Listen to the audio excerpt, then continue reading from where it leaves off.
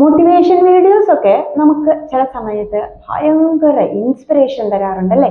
ഞാൻ മുമ്പ് UPSCക്ക് പഠിക്കുന്ന സമയത്ത് ചില വീഡിയോസ്, ചില ആർട്ടിക്കിളൊക്കെ കാണുമ്പോൾ വിചാരിക്കും ഇന്ന് എന്തായാലും 15-16 മണിക്കൂർ പഠിക്കണം എന്നുള്ളത്.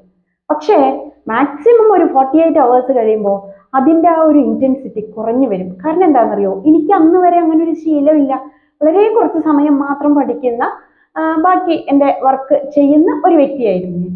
അപ്പോൾ പുതിയൊരു കാര്യത്തിന് നമ്മുടെ ലൈഫിലേക്ക് ഇൻട്രൊഡ്യൂസ് ചെയ്യാനായിട്ട് തുടങ്ങുമ്പോൾ നമ്മൾ അതിനെ ആദ്യം നമ്മുടെ ഹാബിറ്റ് ആക്കി മാറ്റണം. ഡിസിപ്ലിനോടുകൂടി നമ്മൾ അതിനെ നമ്മുടെ ലൈഫിലേക്ക് ഇൻവൈറ്റ് ചെയ്യുക, ഒരു ശീലമാക്കി മാറ്റുക.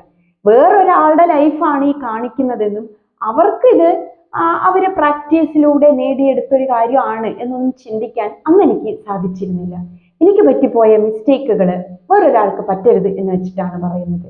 പലരും പലതും ചെയ്യും, ചില ഡയറ്റ് വീഡിയോസ് ഒക്കെ ചെയ്യുന്നത് കണ്ടിട്ടില്ലേ? അപ്പൊ ഇതൊക്കെ അവർ പ്രാക്ടീസ് ത്രൂ നേടിയെടുക്കുന്നതാണ്. നമ്മളും ഇതിനെ പതുക്കെ പതുക്കെ ലൈഫിലേക്ക് ഇൻട്രൊഡ്യൂസ് ചെയ്യുക.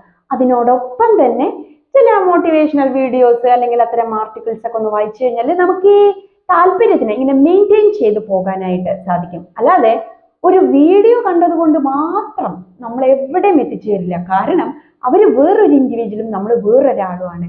പുതിയതായ ഒരു സാധനത്തിനെ നമ്മുടെ ലൈഫിലേക്ക് കൊണ്ടുവന്ന് കഴിയുമ്പോൾ അത് നമ്മുടെ ജീവിതവുമായിട്ട് ഇങ്ങനെ ചേർന്ന് പോകാൻ കുറച്ച് സമയമെടുക്കും. അതിന് നല്ല ക്ഷമയും ഡിസിപ്ലിനോട് കൂടി ജീവിക്കാം എന്നൊരു ദൃഢനിശ്ചയമൊക്കെ ഉണ്ടാവണം. Let light Shine out of darkness.